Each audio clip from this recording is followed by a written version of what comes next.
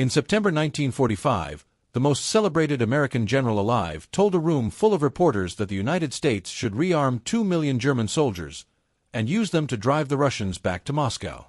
The room went silent. Pencils stopped moving. Flashbulbs stopped popping.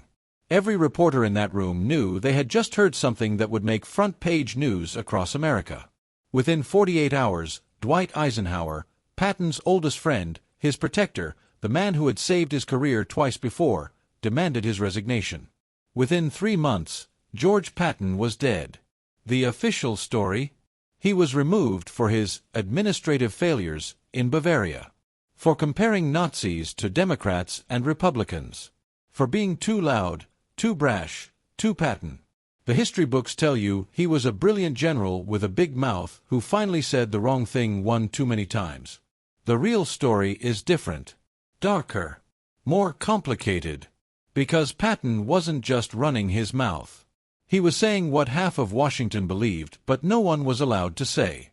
He was describing a future that the State Department didn't want Americans to hear about. He was warning about a threat that would define the next 50 years of human history. And someone decided he needed to stop.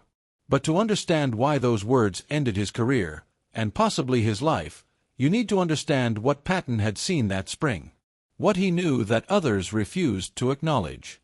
And what he tried to warn everyone was coming while they were still celebrating victory. May 1945. Germany surrenders. The war in Europe is over. American soldiers are popping champagne corks in the rubble of Berlin. They're writing letters home telling their mothers and wives and sweethearts that they'll be back by Christmas. They're counting the days until they can put this whole bloody nightmare behind them and go back to their lives. The newspapers are full of celebration. Ticker tape parades. Kissing in Times Square. The good guys won. Democracy triumphed. Now we can all go home. But George Patton isn't celebrating. While everyone else sees the end of one war, he sees the beginning of another. While everyone else sees allies, he sees the next enemy. While everyone else is looking backward at what they've accomplished, Patton is looking forward at what's coming. And what he sees terrifies him. Not because the Red Army is an immediate military threat to the West. Not because Soviet tanks are about to roll through Paris. But because of what's happening right now, in the territories the Soviets are occupying. Because of the agreements being made. Because of the people being abandoned. Because of the window that's closing. The fragile alliance with Stalin is already cracking. The occupation zones have been drawn on maps in conference rooms, but the Soviets aren't following the rules. They're stripping factories. They're arresting political opponents. They're installing puppet governments. Millions of Eastern Europeans, Poles, Czechs, Hungarians, Romanians, Bulgarians, East Germans, are about to disappear behind what Churchill will soon call the Iron Curtain. And nobody in Washington seems to care. Patton's own reputation is on the line. His career. His legacy. Everything he's built over 40 years in the Army. All of it is about to be sacrificed on the altar of a peace that he knows won't last. A peace built on lies and wishful thinking. A peace that pretends Joseph Stalin is someone America can do business with. This isn't about one general's ego. This isn't about a war hero who couldn't adjust to peacetime. This isn't even about politics. This is about whether America's greatest combat commander saw the Cold War coming before anyone else. Whether he tried to stop it. Whether he tried to warn his country. And whether the decision to silence him cost us decades of conflict, millions of lives, and the freedom of half a continent. Patton had just won the war. He had led the Third Army across France and into the heart of Nazi Germany. He had relieved Bastogne.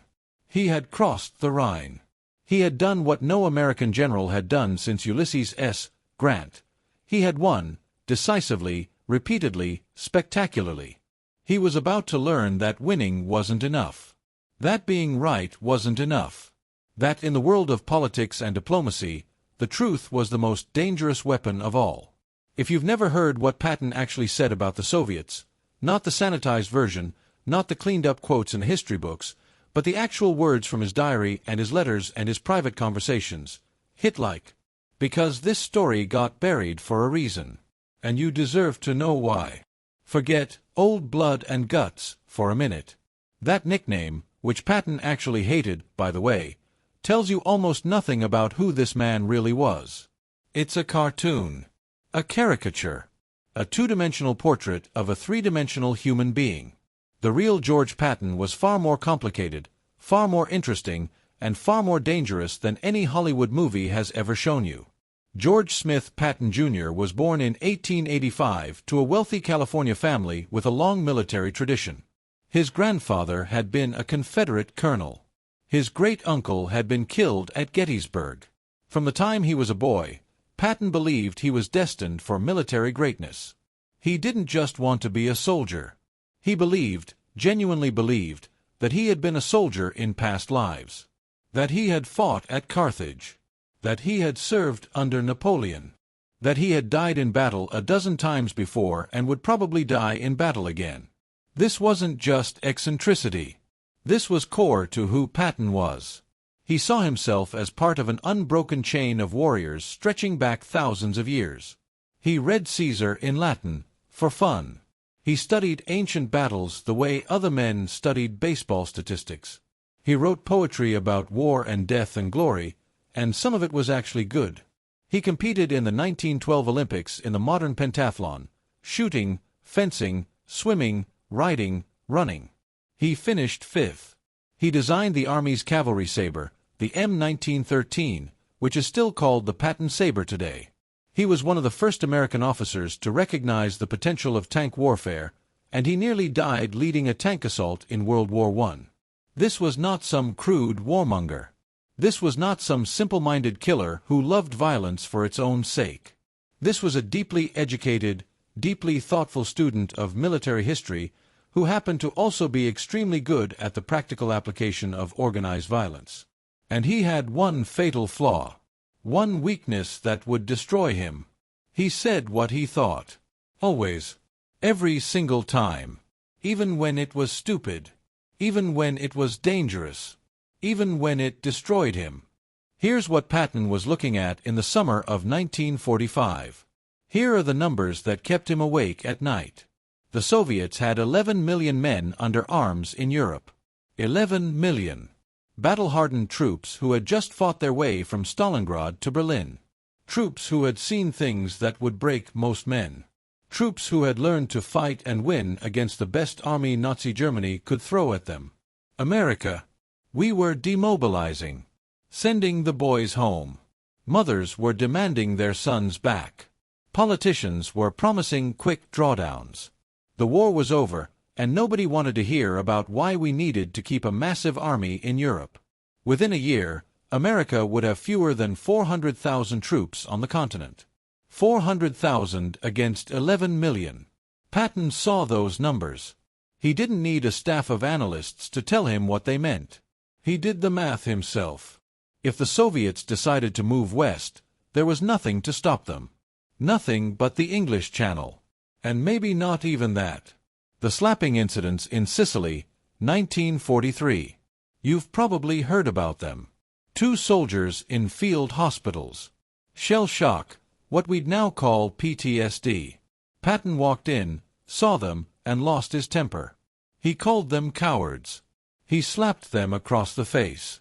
He threatened to shoot one of them.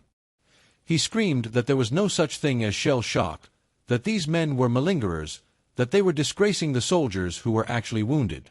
It was wrong. Patton knew it was wrong almost immediately. But the damage was done. The press found out. Washington went into an uproar. Senators demanded his court-martial. Newspapers called for his head. His career should have ended right there. Eisenhower saved him. Ike protected him. Kept him in the war. Made him apologize to the soldiers, to the medical staff, to his entire command. But he kept him. Because Eisenhower knew what Patton could do. Knew that the Allies needed him. Knew that sometimes you had to tolerate a difficult genius because the alternative was worse. That was the first time Eisenhower saved Patton's career. It wouldn't be the last. To understand what happened in the fall of 1945, you need to understand the relationship between George Patton and Dwight Eisenhower. They'd known each other since 1919. Young officers together at Camp Meade, Maryland. Both of them obsessed with tanks. Both of them convinced that mechanized warfare was the future. Both of them ambitious, competitive, driven. They pushed each other. They argued. They drank together. They were friends. But friendship changes when power enters the equation. By 1945, Eisenhower wasn't just Patton's friend anymore. He was Supreme Commander of Allied forces in Europe. He was the most powerful American in the world outside of the president himself. He was a politician as much as a soldier, maybe more. His job wasn't just to win the war. It was to hold together an alliance of nations that didn't trust each other, that barely tolerated each other, that were already maneuvering for advantage in the post-war world. And that meant keeping the Soviets happy. That meant not rocking the boat. That meant smiling at Stalin's generals and pretending that everything was fine. That meant keeping men like Patton quiet. Patton couldn't be quiet. Patton kept saying things that Eisenhower was thinking but could never admit publicly. Kept pointing out the obvious truth that everyone was supposed to ignore. Kept embarrassing Eisenhower in front of Washington and London and Moscow. That's a dangerous position to be in. When your friend becomes your boss, and your boss needs you to shut up, and you can't shut up, eventually, something has to give. Eventually, he has to choose between his friendship and his career. Eisenhower chose his career. Twice. 3 times. Until finally, he couldn't protect Patton anymore. In April and May of 1945, as the war wound down, Patton met with Soviet generals. He attended their victory banquets. He drank their vodka, and Patton could drink. He watched how they operated, how they treated their own men, how they talked about the territories they were liberating. And he was horrified. Let me read you what Patton wrote in his diary. These are his actual words, from August 1945. The difficulty in understanding the Russian is that we do not take cognizance of the fact that he is not a European, but an Asiatic, and therefore thinks deviously. We can no more understand a Russian than a Chinaman or a Japanese, and from what I have seen of them, I have no particular desire to understand them, except to ascertain how much lead or iron it takes to kill them. In addition to his other amiable characteristics, the Russian has no regard for human life and is an all-out son of a bitch, a barbarian, and a chronic drunk. And this one, from earlier, May 1945. We may have been fighting the wrong enemy all along. But while we're here, we should go after the bastards now, 'cause we're gonna have to fight him eventually. He wasn't being metaphorical. He wasn't exaggerating for effect. He meant every word. Patton visited displaced persons camps that spring. He saw the faces of Polish refugees, Ukrainian families, Latvian farmers, Estonian teachers. People who had fled Stalin's terror before the war. People who had spent years hiding from the NKVD. Now they were in American-controlled territory, and they were begging, literally begging, on their knees, American soldiers not to send them back east. They knew what awaited them. The Gulag. Execution. Disappearance. Their families erased from history. And Patton watched as Allied policy, agreed to at Yalta, signed by Roosevelt and Churchill, required him to hand them over anyway. One word in the comments. Just one word. Did Patton see the future, or was he just looking for another war because he couldn't accept peace? Type, prophet, or warmonger. I want to know what you think. The first real conflict came over something called Operation Keelhaul. At Yalta, in February 1945, the Allies had agreed to return all Soviet citizens to Stalin. On paper, it sounded reasonable. Prisoners of war should go home. Displaced persons should be reunited with their families. The war was ending, and people should return to their own countries. In practice, it was a death sentence. The people being sent back weren't just prisoners of war. They were refugees, political dissidents, people who had fled the Soviet Union during the chaos of the German invasion, people who had spent years in the West, People who had built new lives. People who knew, with absolute certainty, that Stalin would kill them for leaving.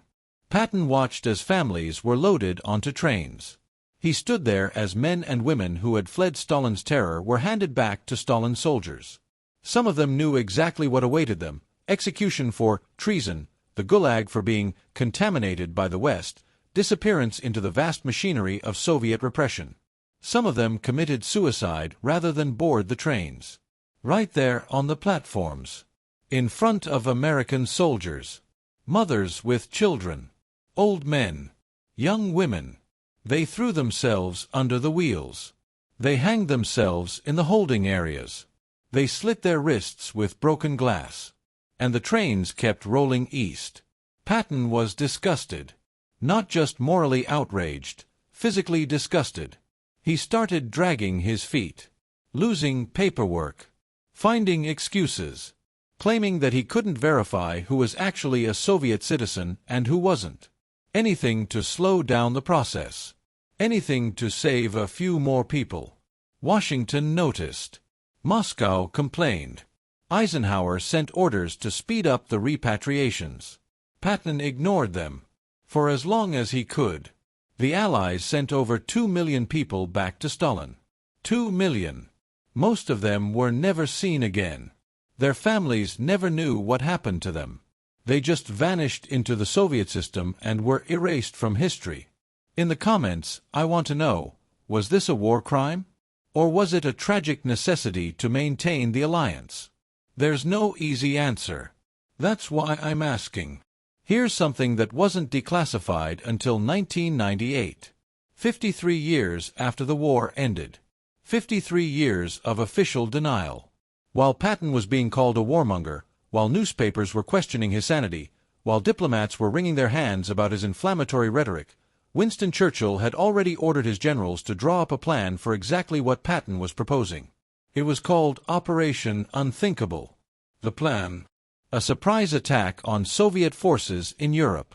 Start date: July 1, 1945, less than 2 months after Germany surrendered. The attacking force would include British, American, and Polish troops, and rearmed German soldiers. Wehrmacht veterans. The same men who had been fighting for Hitler 6 weeks earlier. Sound familiar? Churchill's own military planners looked at the numbers and called it hazardous. They ran the calculations. The Soviets had a 2.5 to 1 advantage in ground forces. The Red Army was battle-hardened, well-supplied, and highly motivated. An attack might work if it achieved total surprise and knocked the Soviets back quickly. But if it turned into a prolonged war, the West would lose. The plan was shelved. But it existed. It was seriously considered at the highest levels of the British government. Here's the point. Patton wasn't crazy. He wasn't some loose cannon spouting nonsense. He was saying out loud what the British Prime Minister was secretly planning. The difference is that Churchill had the political sense to keep it classified. Patton didn't. After the shooting stopped, Patton was made military governor of Bavaria. On paper, it was an important job. A recognition of his status. A chance to shape the post-war world. In practice, it was a nightmare. His job was to root out former Nazis from positions of power. Every schoolteacher, every policeman, every bureaucrat, every judge.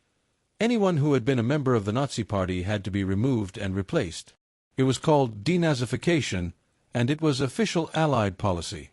The problem: everyone had been a Nazi. Not because everyone in Germany actually believed in Hitler's ideology, but because you couldn't function in Nazi Germany without joining the party. You couldn't get a job. You couldn't run a business. You couldn't teach school or practice medicine or work for the government. The party was the gateway to normal life.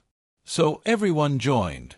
Every competent administrator in Germany had a party membership card. Every engineer who knew how to keep the water treatment plants running. Every doctor who knew how to prevent disease outbreaks. Every bureaucrat who understood how to distribute food rations. Every railroad official who could make the trains run. Patton looked at this situation and made a pragmatic decision. Use them anyway. Fire the true believers, the SS officers, the concentration camp guards, the ideological fanatics. But keep the functionaries.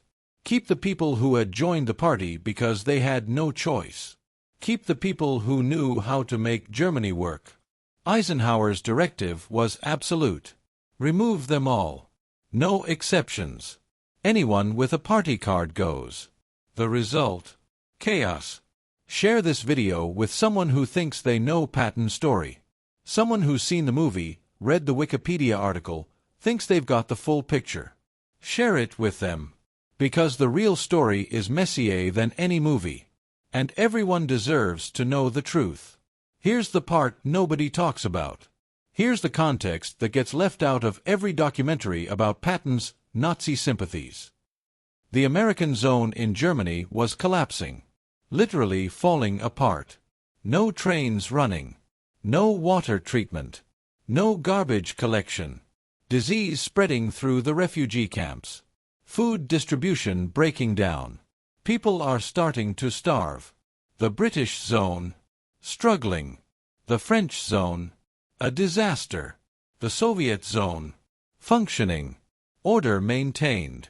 Trains running on time. Factories operating. Food being distributed. Why? Because the Soviets didn't give a damn about denazification. They cared about control. They kept anyone who was useful. Anyone who could make the system work. Anyone who would follow orders. The ones who resisted, shot. The ones who cooperated, promoted. It was brutal. It was cynical. It was deeply immoral. And it worked. Patton wasn't defending Nazis. He wasn't sympathizing with Hitler's ideology. He was watching his occupation zone descend into chaos while the Soviets, our supposed allies, our partners in building a better world, were winning the peace. He was watching America lose a competition we didn't even realize we were in. By late summer of 1945, Patton had stopped being careful. At dinners with visiting dignitaries. At meetings with congressmen passing through. In phone calls with old friends.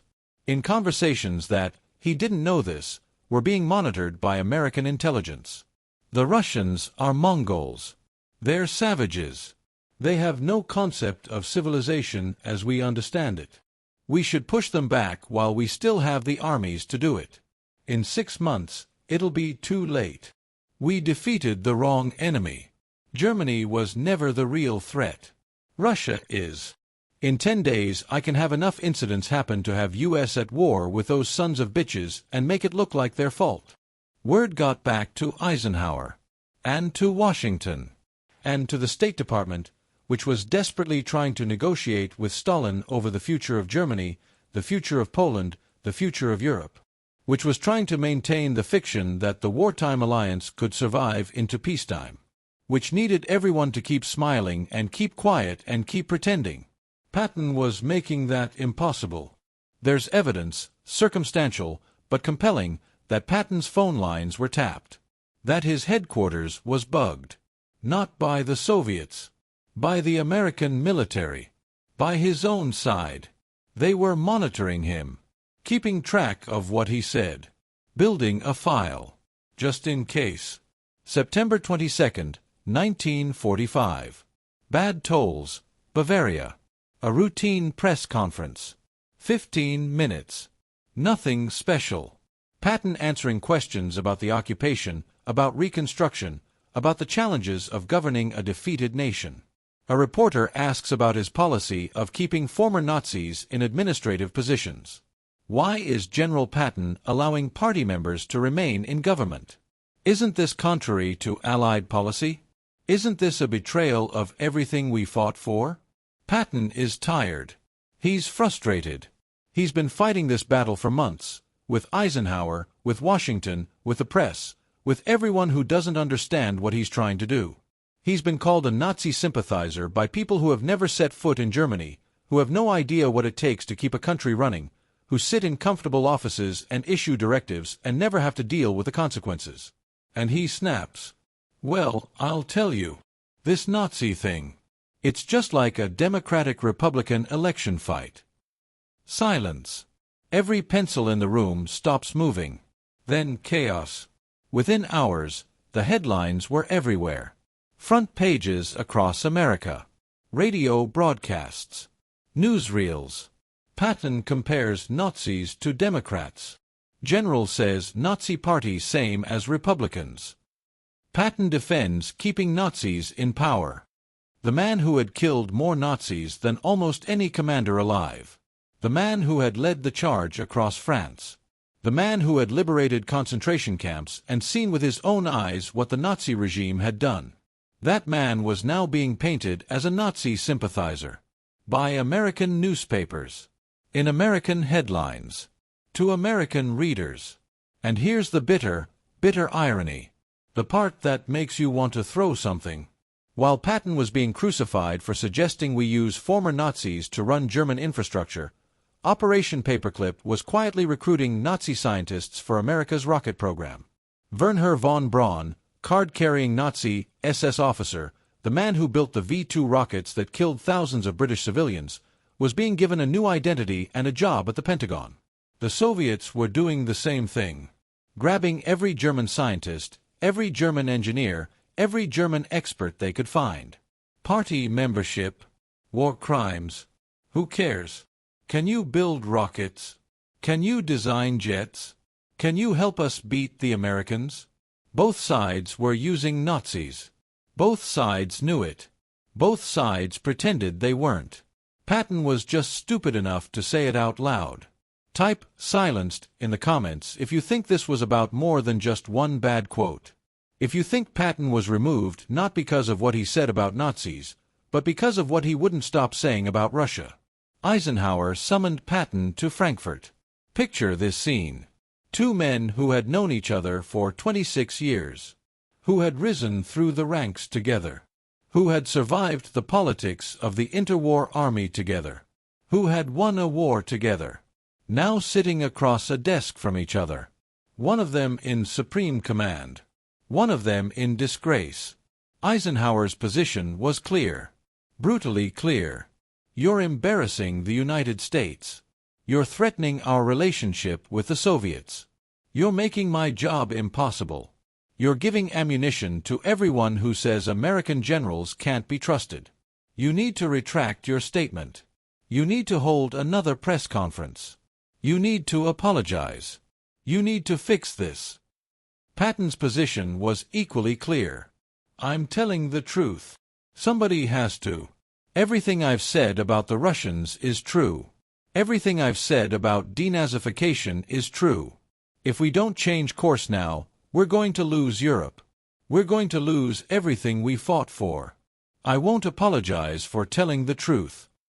Eisenhower ordered him to hold a corrective press conference. To walk back his comments.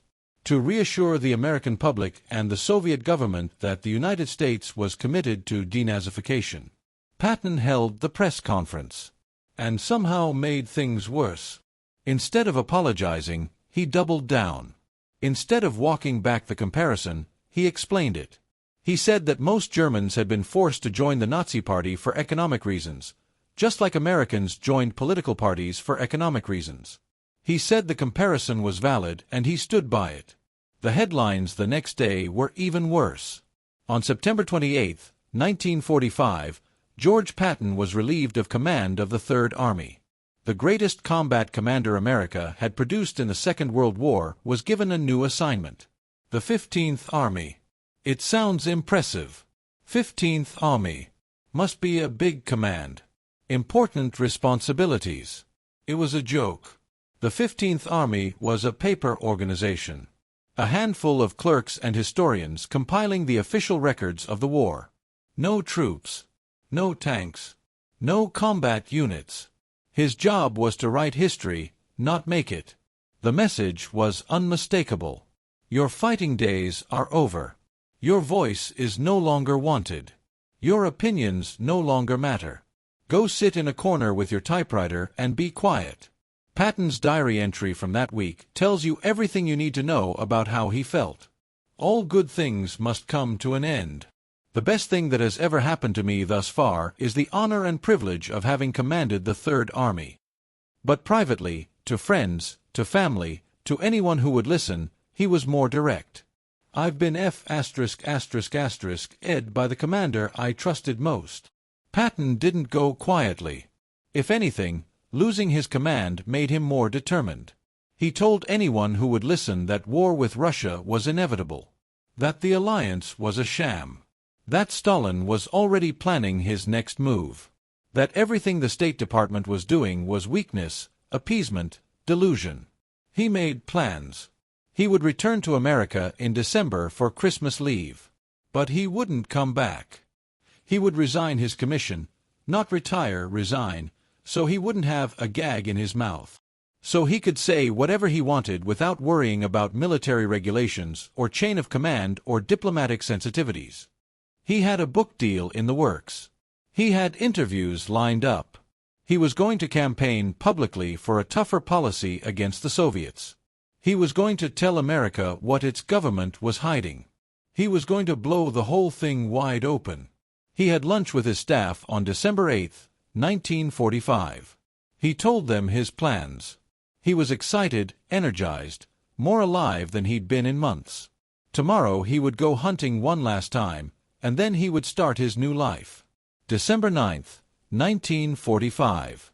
Patton was riding in his staff car, a 1938 Cadillac, on the way to a pheasant hunting trip near Mannheim. His chief of staff, Major General Hobart Gay, was in the back seat with him.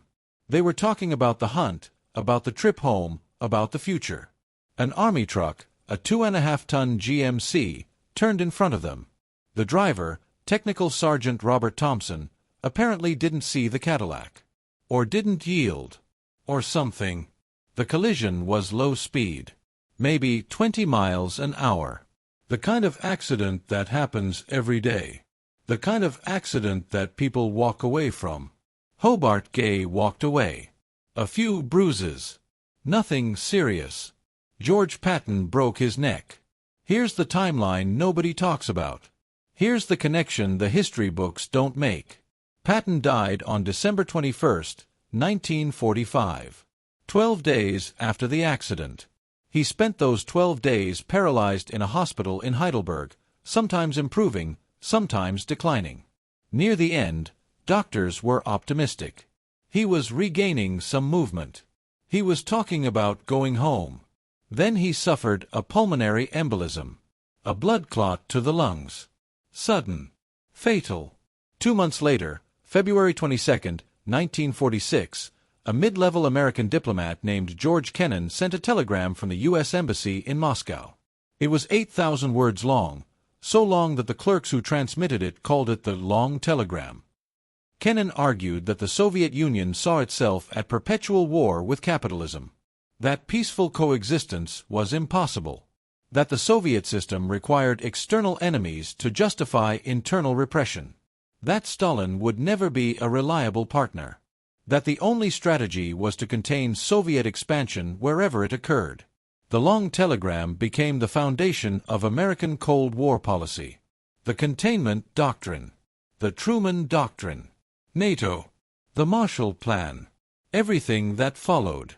Everything Patton had been screaming about for 6 months became official U.S. policy 2 months after he died. Soviet expansionism.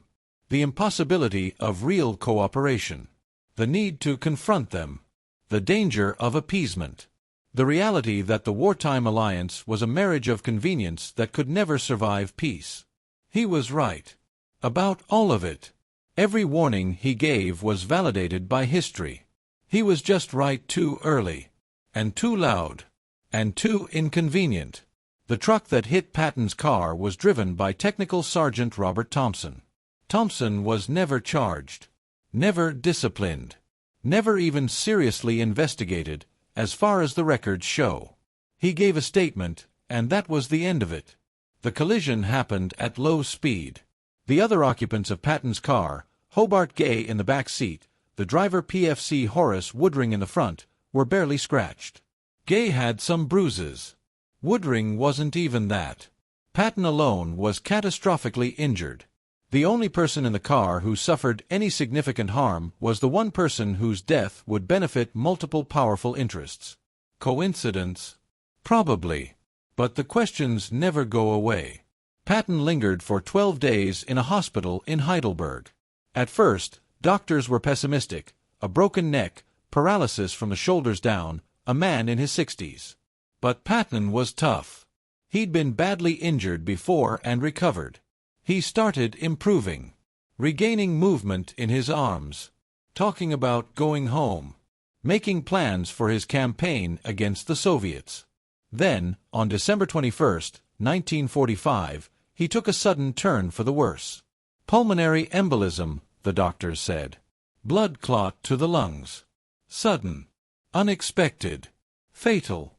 No autopsy was performed. Standard procedure, the army said. Nothing suspicious. Just a tragic accident. Maybe. Probably. Almost certainly. But the questions never go away. So what did Patton actually say about Russia?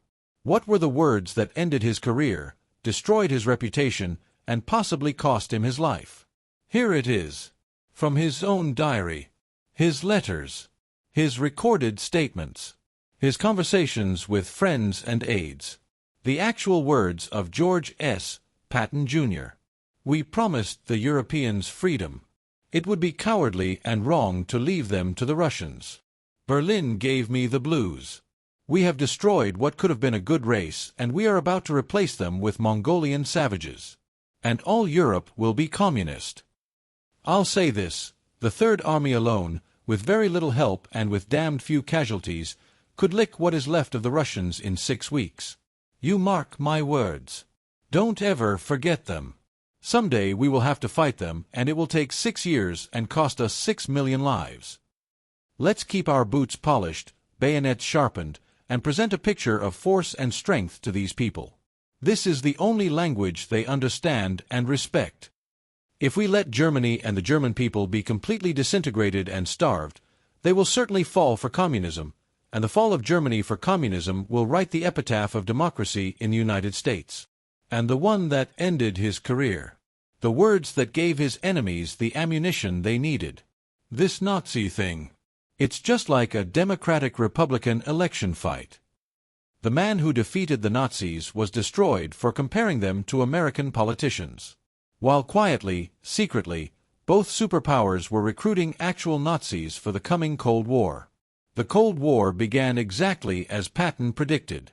Eastern Europe fell behind the Iron Curtain. Poland, which Britain had gone to war to protect, became a Soviet puppet state. Czechoslovakia, Hungary, Romania, Bulgaria, East Germany. One by one, the nations that the Allies had supposedly liberated were absorbed into the Soviet Empire. The Berlin Blockade.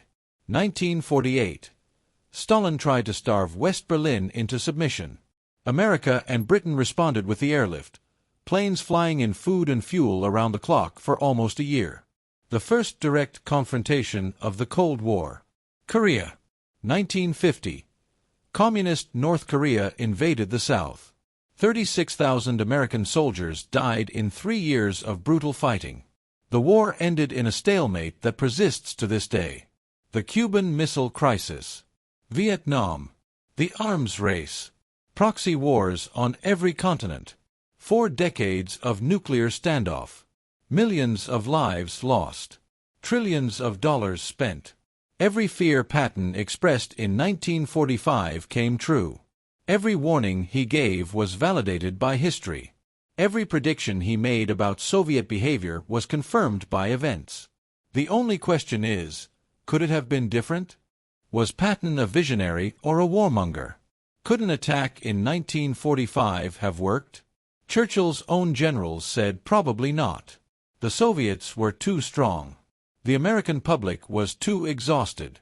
The atomic bomb was America's only real advantage, and using it against the Soviets, against an ally, even a difficult one, would have changed everything. Would have made America the aggressor. Would have united the world against us. Or would a confrontation in 1945 have prevented 50 years of Cold War? Saved Eastern Europe from Soviet domination? Prevented the millions who died in Korea and Vietnam and Afghanistan and a dozen other proxy wars? Nobody can know. History doesn't do do-overs. We can't run the experiment again and see what happens. But we can know this. George Patton saw the future more clearly than almost anyone in 1945. He saw where the Soviet alliance was heading. He saw what would happen to Eastern Europe. He saw the conflict that was coming. And he was silenced for describing it too accurately. One more thing. And I want to be careful here, because this is where history shades into conspiracy theory. In 1979, at an OSS reunion dinner in Washington, a former intelligence officer named Douglas Bozzato made a public confession. He said he had been ordered to assassinate George Patton, that he had staged the accident, that he had shot Patton with a specialized weapon during the collision, a low-velocity projectile designed to injure, not kill, that when Patton didn't die in the crash, Soviet agents, NKVD, finished the job at the hospital. Bozzato said the order came from William Wild Bill Donovan, head of the OSS. He said the motive was to prevent Patton from returning to America and campaigning against the Soviet alliance. He said he was paid $10,000 for the job. Is it true? Almost certainly not. Bozzato was bitter, broke, and looking for attention. His story changed multiple times over the years. No hard evidence has ever emerged. No corroborating witnesses. No documents. No proof. But here's what we do know. What we can verify. The driver of the truck, Robert Thompson, disappeared from the historical record after the accident. No interviews. No follow-up. No trace. The truck itself vanished. Army vehicles were meticulously tracked. This one just disappeared. The accident report that was filed by Military Police Lieutenant Peter Babelas? It can't be found. Babelas later said he noted in his report that Patton's injuries seemed inconsistent with a low-speed collision, that there was something strange about the crash. His report was never entered into the official record. The Army conducted exhaustive investigations into every detail of Patton's military career. Every battle. Every decision. Every controversy. But they never produced a comprehensive report on his death. No autopsy. No investigation. No answers. Maybe it was an accident. Maybe it was bad luck. Wrong place, wrong time. A moment of carelessness by a tired driver and a tragic outcome. Or maybe George S. Patton, who had survived more battlefields than any American general of his era, who had been wounded in combat, who had faced death 100 times, was simply too dangerous to let come home. We'll probably never know for certain. Patton died believing he had failed. That he'd seen the truth and no one listened. That he'd spent his credibility warning about a threat his country wasn't ready to face. That his sacrifice had been for nothing. But here's the thing about prophets. And I don't use that word lightly. They're never honored in their own time. They're never thanked for their warnings. They're dismissed, ridiculed, silenced. And then, years later, decades later, history proves them right. Patton was right about Soviet intentions. Right about the Cold War. Right that the wartime alliance was a marriage of convenience that could never survive peace. Right that Eastern Europe would suffer for decades under communist domination. Right that America would eventually have to confront the Soviet threat. He was wrong about one thing. He thought he could change it by speaking out. He thought that if he just said the truth loudly enough, clearly enough, often enough, someone would listen. Someone would act. Something would change. Instead, speaking out changed nothing. Except his own fate. So what do you think? Was Patton a brilliant strategist who saw further than anyone else? A prophet who tried to warn his country about a threat it wasn't ready to acknowledge? A man whose warnings could have saved millions of lives if anyone had listened? Or was he a dangerous warmonger who couldn't accept peace? A man who loved war so much he was willing to start World War III just to stay in the game? A loose cannon who threatened to destroy the fragile peace his country needed? The answer probably isn't simple. It probably isn't one thing or the other. History's answers rarely are. Patton was brilliant and flawed. Visionary and racist. Courageous and reckless. Right about the big picture and wrong about the details. A hero and a problem. A prophet and a liability. Maybe that's the most human thing about him. If this video gave you something to think about, hit like. Not because I'm asking you to, because you actually found it worth your time. If you've got an opinion on what really happened to Patton, accident or something darker, drop it in the comments. I actually read them. Every single one. And I want to know what you think. And if you want to know about another American general who was silenced for telling uncomfortable truths, this time about the Pacific, about Korea, about what was coming in Asia while everyone was focused on Europe, that story is on screen right now. Patton wasn't the only American commander who saw the future while everyone else was celebrating. Douglas MacArthur warned about something else. Something that would cost 36,000 American lives within 5 years. Something that started in a country most Americans couldn't find on a map in 1945. Something that MacArthur saw coming, warned about, was ignored, and then was proven right in the worst possible way. That story is next.